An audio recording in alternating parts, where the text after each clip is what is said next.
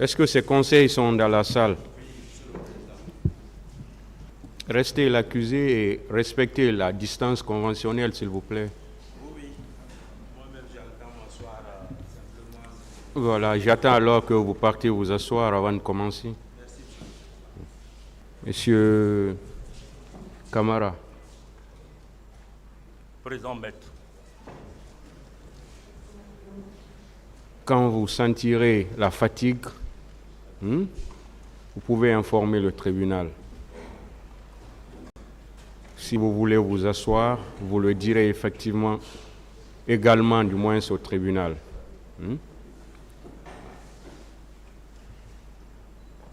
Vous pouvez répondre aux questions par oui, par non, ou bien vous dites simplement que vous ne répondez pas à la question.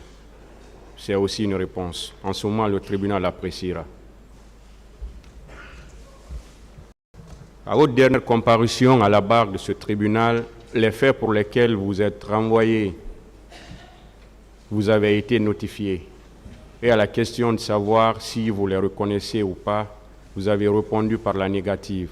C'est-à-dire, vous avez dit que vous ne les reconnaissez pas. Oui, monsieur le président.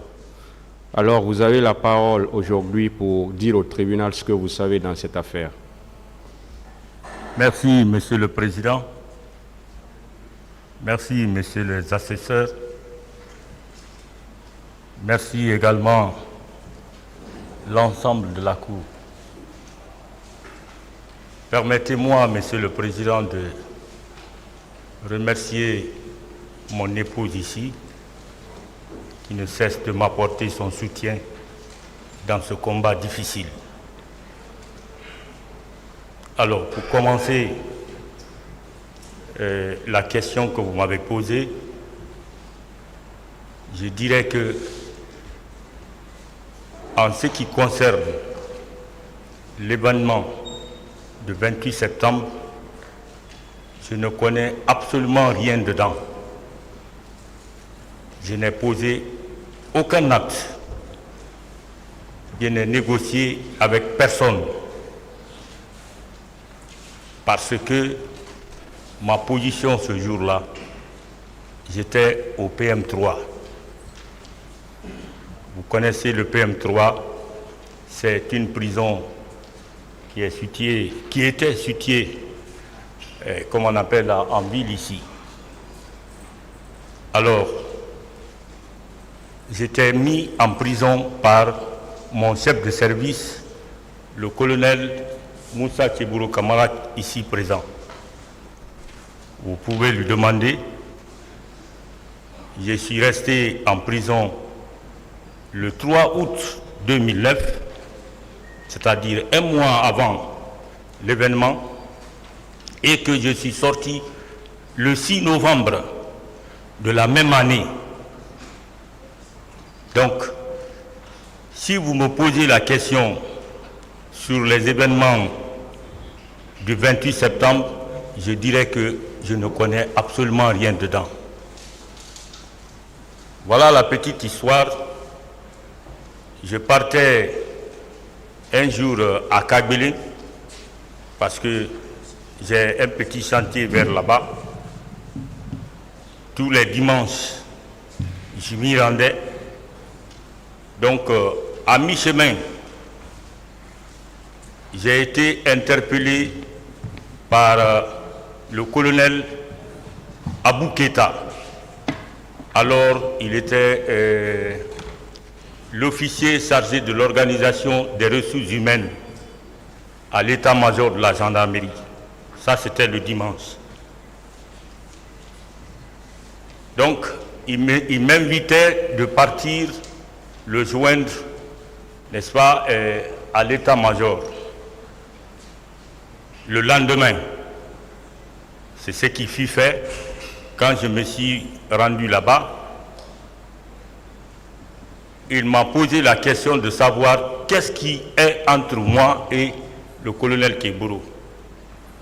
J'ai dit, ah, mon colonel, c'est un problème d'argent qui m'oppose à lui. Il me dit, bon, puisqu'il en est ainsi, moi je n'ai pas de décision, il faut qu'on aille voir le chef d'état-major d'alors, François Béavogui, le chef d'état-major adjoint de la gendarmerie. Nous sommes rentrés dans son bureau et ce dernier m'a posé la même question, à l'issue duquel il a ordonné le colonel Abou Keïta de me mettre aux arrêts.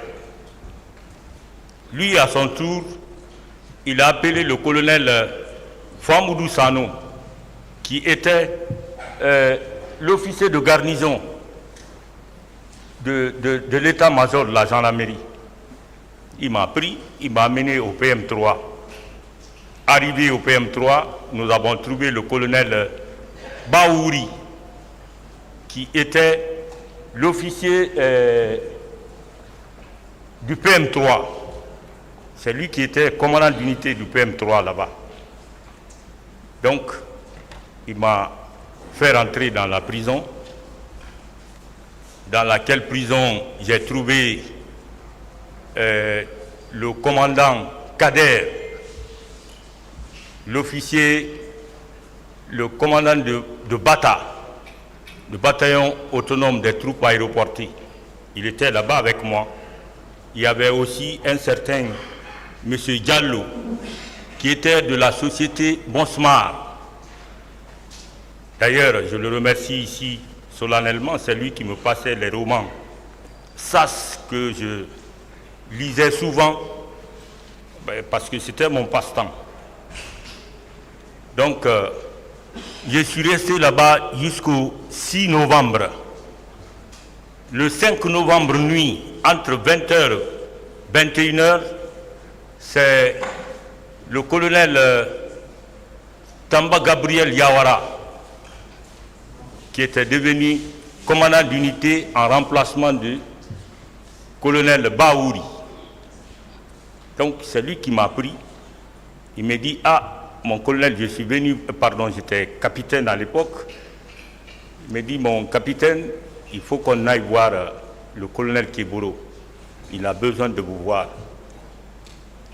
Ça, c'était après avoir négocié, n'est-ce pas, ma libération près de mon chef de service, c'est-à-dire le colonel Kéboro. Donc, il m'a pris dans sa propre voiture la nuit du 5. On s'est rendu là-bas. Arrivé, nous sommes rentrés dans le bureau du colonel Kéboro. On a fait les dernières formalités pour ma libération et que j'ai obtenu, n'est-ce pas, cette libération la nuit-là. Donc, je ne me suis même pas retourné, n'est-ce pas, chez moi. Je me suis conduit directement, comme on appelle, au PM3, où j'ai passé la nuit.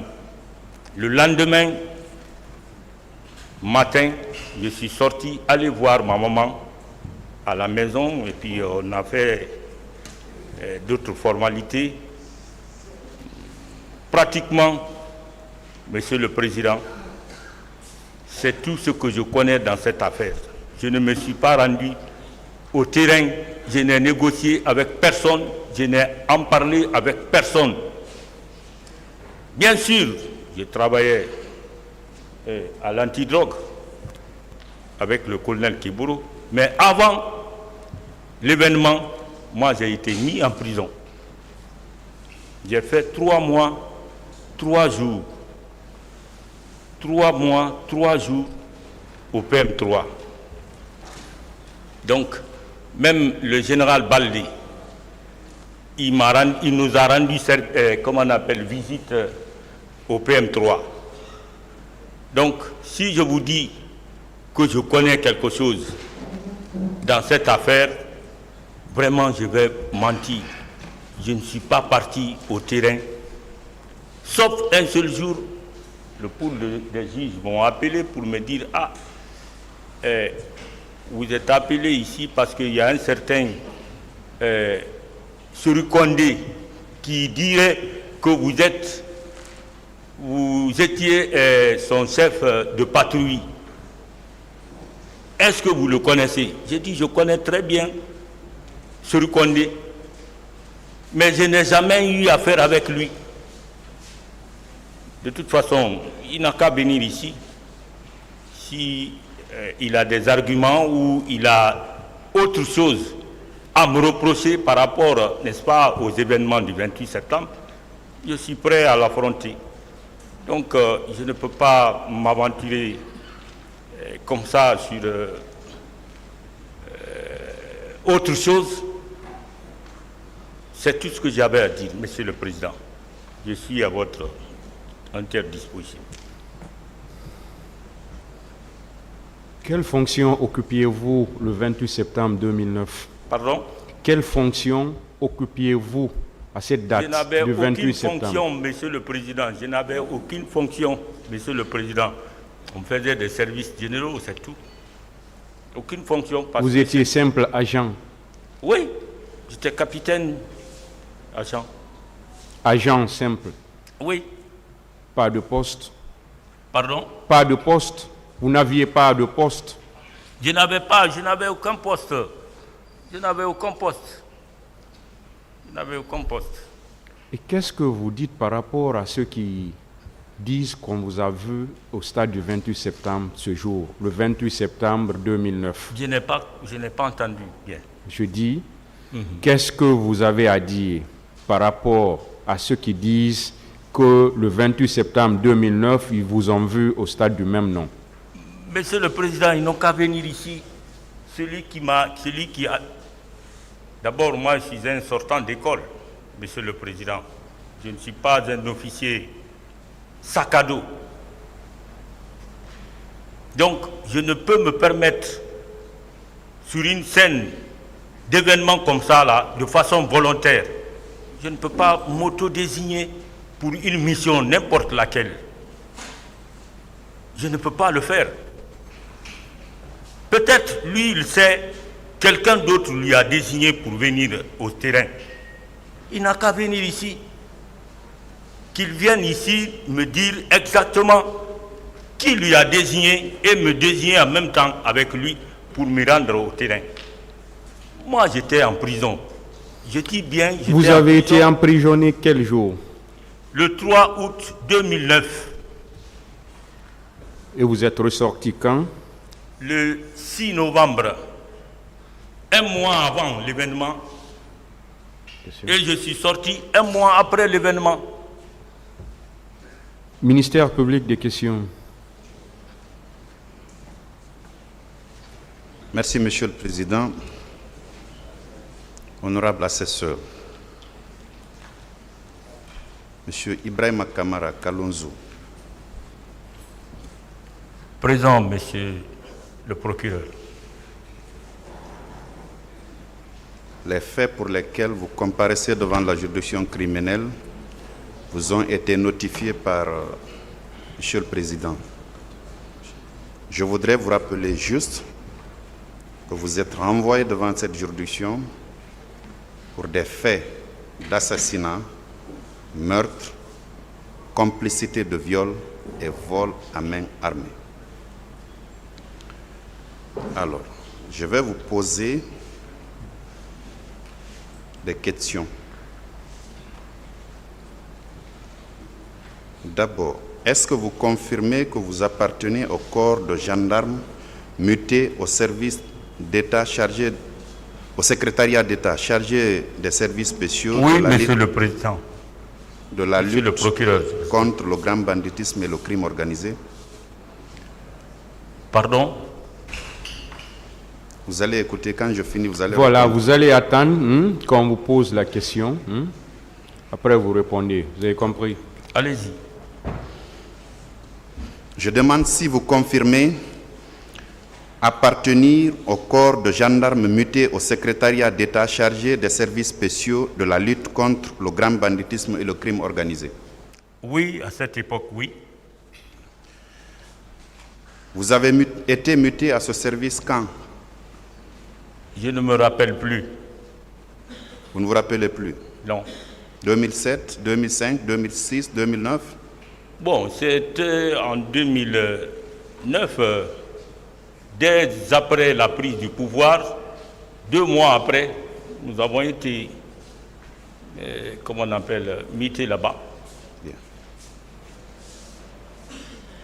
Dans l'acte de mutation, qu'est-ce qui a été dit? Quelle fonction vous devriez occuper? Aucune fonction. Aucune fonction. Les gendarmes dont les noms suivent sont mutés dans tel service. C'était tout. D'accord. Est-ce que, au niveau de ce service, vous étiez officier de police judiciaire ou agent de police judiciaire? Bon, j'étais officier de police judiciaire. Hein, officier de police judiciaire. Je n'exerçais pas ça. Je n'ai pas compris. Pardon? Je n'ai pas compris. Je dis, j'étais officier de police judiciaire, mais je n'exerçais pas la fonction. D'accord. Alors, est-ce qu'il vous arrivait, avant le 28 septembre 2009, il vous arrivait d'effectuer des missions de service d'ordre ou de patrouille? Non. Moi, je n'ai fait aucun service d'ordre. Et de patrouille? De patrouille, quelquefois. D'accord. Je vous rappelle que, monsieur le procureur, le colonel Keburo, c'est un ami. Je ne peux pas le nier. Nous avons fait l'académie ensemble en Chine. À cet effet, j'étais un peu à l'aise dans ce service-là. Donc, c'est ça. Alors, comment se faisait la planification des hommes pour le service de maintien d'ordre ou de la patrouille chevaux? Pardon? Comment se faisait la planification des hommes pour les services de maintien de l'ordre ou la patrouille? Vraiment, monsieur le procureur, peut-être celui qui était désigné pour faire la planification peut venir expliquer ça.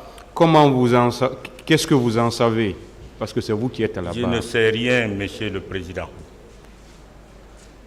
Vous n'en savez rien. Rien. Or, vous venez de dire que quelquefois, vous, Ibrahima Kalonzo Kamara, il vous appartenait de faire des patrouilles, non? Des fois, oui. Voilà. À cette occasion, comment la planification se faisait? Bon, on me disait, telle personne, vous êtes désigné pour faire la patrouille. Par exemple, s'il y a un service à rendre ou bien on a soupçonné quelqu'un, comment on appelle, un drogué quelque part, ou un vendeur, un narco, on constitue une équipe et puis on s'y rend là-bas pour arrêter cette personne. Est-ce qu'à cette occasion, on désignait un chef d'équipe? À l'occasion de vos différentes patrouilles, on désignait le chef d'équipe? Bien sûr, on désignait. Votre chef de service vous a désigné une fois comme chef d'équipe? Non. De patrouille? Non. Non. J'étais toujours agent. Où étiez-vous les 27, 28 et 29 septembre 2009? Monsieur le procureur, j'étais en prison au PM3. Je suis rentré le 3 août, je dis bien le 3 août 2009. Vous étiez au violon au PM3. Au violon. La prison, c'est exclusivement pour Conakry, c'est à Koronti. D'accord? D'accord. Votre temps d'incarcération dans le violon là a duré combien de temps?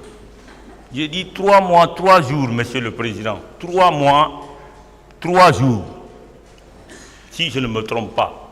3 mois, 3 jours. Oui.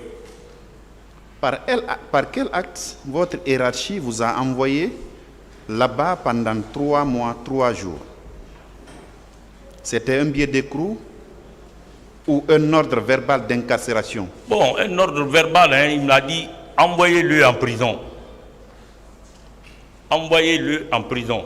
On ne peut pas ne peut pas, comment on appelle, riposter par rapport à ça, si un ordre est donné. Il n'y a pas un acte formel. Il n'y a qui pas un indiquait- acte formel, monsieur le procureur. Alors, par quel procédé on peut retracer votre passage au PM3 pendant les 3 mois, 3 jours? Bon, ça, seulement le service qui gérait à l'époque le PM3 peuvent seulement dire quelque chose par rapport à ça. Quand vous êtes venu, vous êtes allé au PM3, qui vous a reçu? C'est le colonel Baouri. Il est toujours là-bas, colonel Baouri? Il vit. Il est à la retraite, mais il vit. Bien. Il n'y avait pas un registre qui pouvait... Il y avait un registre. Un registre Un registre, où oui. vous avez été enregistré? Enregistrer et me mettre au violon. Bien. À votre sortie, est-ce que mention avait été faite dans un registre spécifique pour indiquer que vous n'êtes plus au PM3 quand vous sortiez? Monsieur le procureur, je dis le 5 nuit à 20h.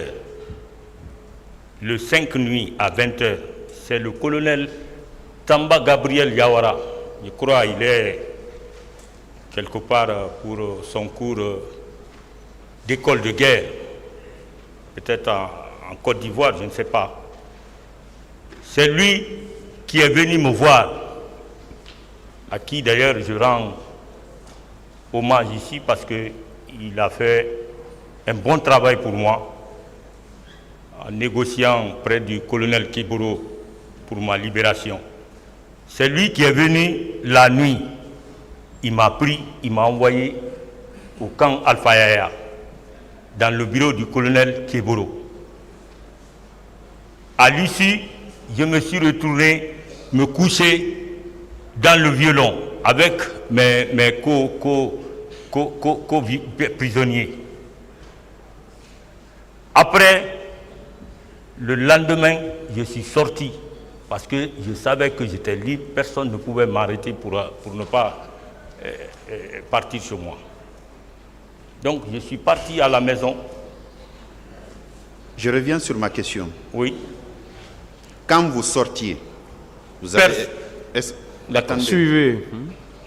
Vous avez expliqué, quand vous rentriez, il y avait un registre où vous aviez été enregistré, n'est-ce pas? Oui.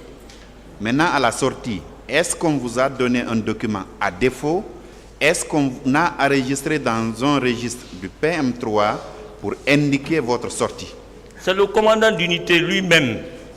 Je dis Tamba Gabriel Yawara, c'est lui qui est venu me voir. Je signale que Tamba Gabriel aussi était un camarade de promotion en Chine. Parce que je me suis rendu en Chine et lui et le colonel Keboro et tant d'autres parce que nous étions au nombre de 5. Est-ce qu'ils ont enregistré votre sortie dans un registre? C'est ce qu'il veut savoir. Non, monsieur le président. Non. Il m'a dit de rentrer. Et je suis rentré à la maison. Le 28 septembre 2009, est-ce que vous aviez dirigé une équipe de gendarmes qui était au stade sur planification du colonel Moussa Tchebro Kamara? Monsieur le procureur, j'étais en prison. Je ne sais pas si vous saisissez ce que je suis en train de dire, mais j'étais là-bas le 3 et je suis sorti le 6. Oui. Donc, voyez cet intervalle-là, est-ce que je peux être au terrain? Parce que l'événement s'est déroulé le 28. Je vois bien l'intervalle, monsieur Kamara. D'accord. Mais souffrez de suivre et de répondre à mes questions. Excusez-moi. D'accord? Excusez-moi. Voilà. Bien que vous ayez dit que votre temps d'incarcération a duré 3 mois, 3 jours, mais ça ne me prive pas de vous poser des questions pendant ce temps d'intervalle-là. D'accord? Excusez-moi, monsieur le procureur. Bien. Est-ce que vous connaissiez le capitaine Sori Kondé, qui est gendarme comme vous? Je le connais très bien. Vous le connaissez très bien. Très bien, oui. Quels étaient vos rapports avant le 28 septembre 2009? Aucun rapport, aucun. Seulement, nous étions rapport de service, c'est tout. Aucun autre rapport.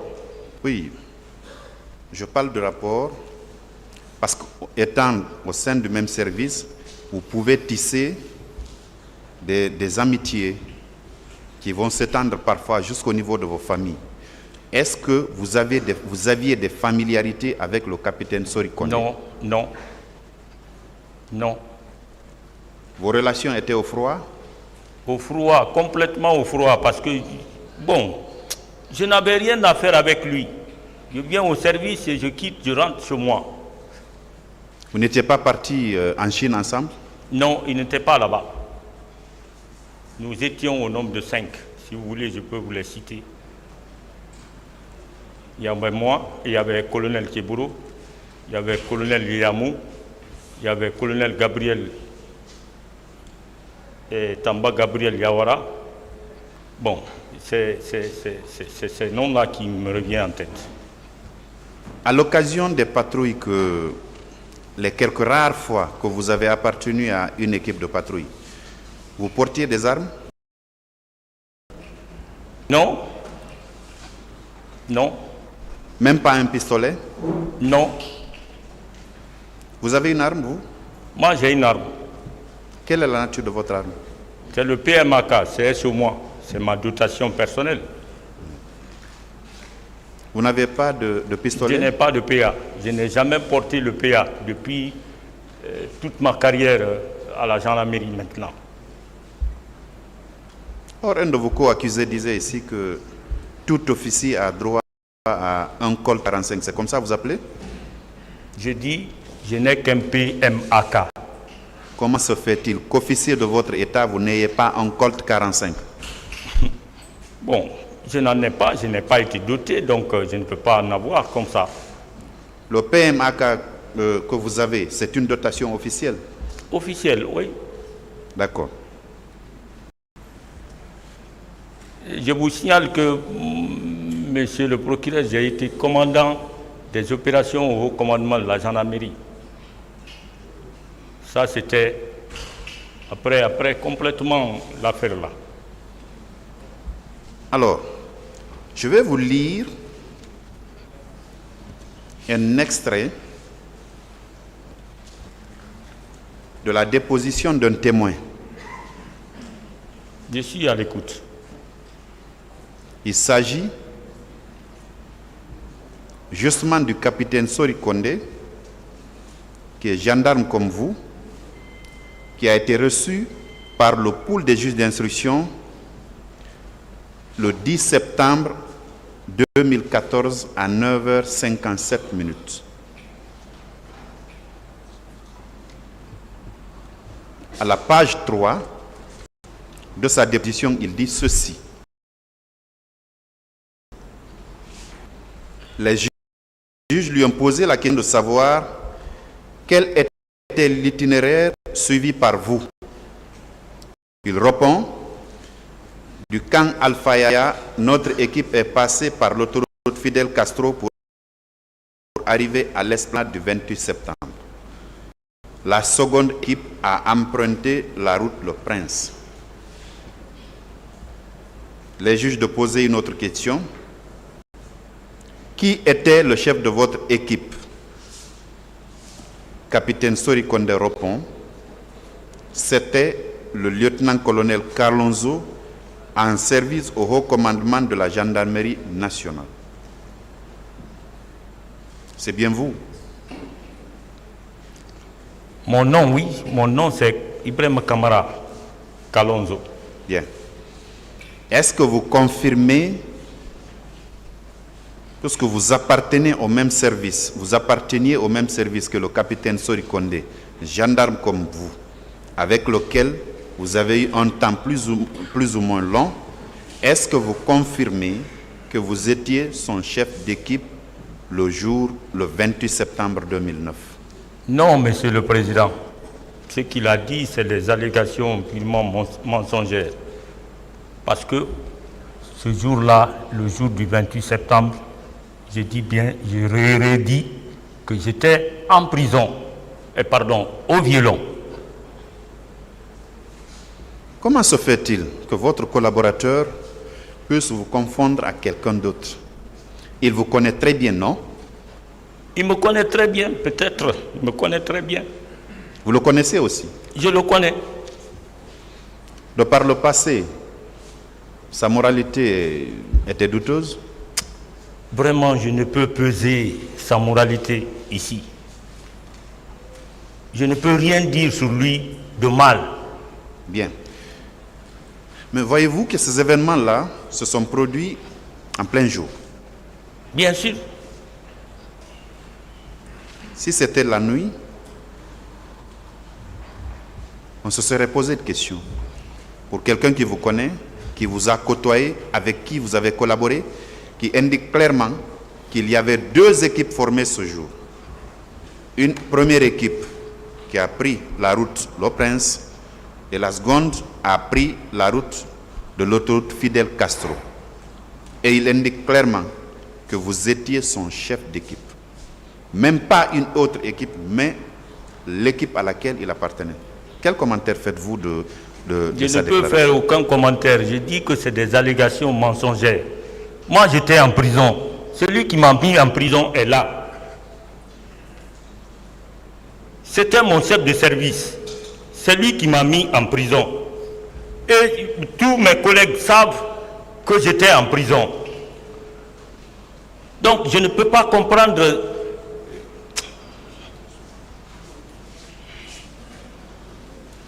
Vous devez vous calmer. Hein. Pardon? Vous devez vous calmer. D'accord. Je peux continuer, M. Kamara? Allez-y, monsieur le procureur. Ce 28 septembre 2009, les hommes que vous commandiez avaient-ils fait usage d'armes à feu au stade du même nom? Monsieur le procureur, j'étais au violon au PM3. Je ne peux confirmer ça. J'étais au violon. Bien. Puisque vous avez dit que vous étiez au violon, vous avez été inculpé, entendu par le juge d'instruction et laissé en liberté. Oui. Pourquoi, si ce que vous dites est constant, vous n'êtes pas allé au PM3 déterrer ce registre-là pour venir dire au juge d'instruction, voici la preuve que moi j'étais au violon. Je ne pouvais pas être et au violon et présent au stade du 28 septembre. Parce que la période concernée m'a trouvé au violon. Pourquoi vous ne l'avez pas fait dans ce cas? Si effectivement, je dois vous croire. Monsieur le procureur, j'ai dit que ces documents-là ne m'ont pas été donnés. Donc je n'ai pas fait allusion à ça et ils ne m'ont pas demandé d'aller chercher et venir montrer au pool de juges. Oui. Personne n'est venu pour me dire de partir chercher ces documents et venir montrer devant eux. Non. Eux, ils faisaient leur travail. Il vous appartenait à vous de vous défendre. En quoi faisant? Puisque c'est vous qui avez dit que vous étiez au violon du PM3. Et quand je vous ai posé la question, elle n'était pas fortuite, celle de savoir si votre passage a été documenté. Vous avez dit quand vous êtes venu, on vous a enregistré dans un registre. C'est ce que vous m'avez dit, non? Oui, c'est ce que je vous ai dit. Je suppose que l'enregistrement là contenait la date tout au moins à laquelle vous êtes arrivé, même si votre filiation n'est pas là, vos prénoms, un nom et le motif pour lequel vous êtes là. Je suppose. Monsieur le procureur, j'ai dit que je ne suis pas parti chercher ces documents.